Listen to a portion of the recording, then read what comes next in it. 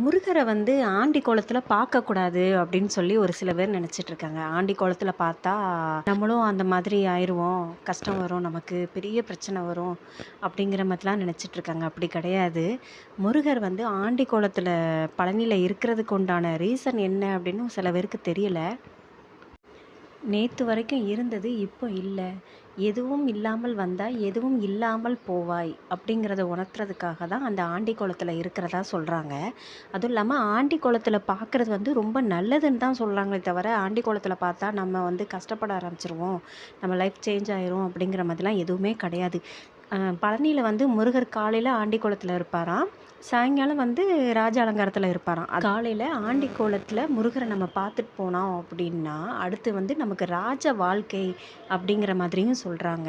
அதுதான் சில பேர் பரம ஏழையா இருந்தாலும் சரி, இந்த பழனி முருகரை போய் ஒரு தடவை பார்த்துட்டு வந்தா போதும். அடுத்து நம்ம லைஃப் வந்து ராஜ வாழ்க்கை வாழலாம் அப்படிங்கிற மாதிரியும் ஒண்ணு சொல்லிட்டு இருக்காங்க.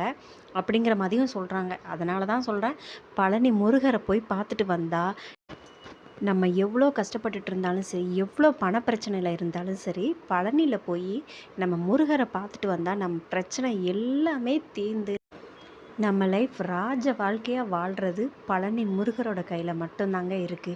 ஒருத்தங்க அறிவாளியா இருக்கணும், பணக்காரங்களா இருக்கணும் அப்படின்னா பழனிக்கு போயிட்டு வந்தா மட்டும்தாங்க அது நடக்கும்.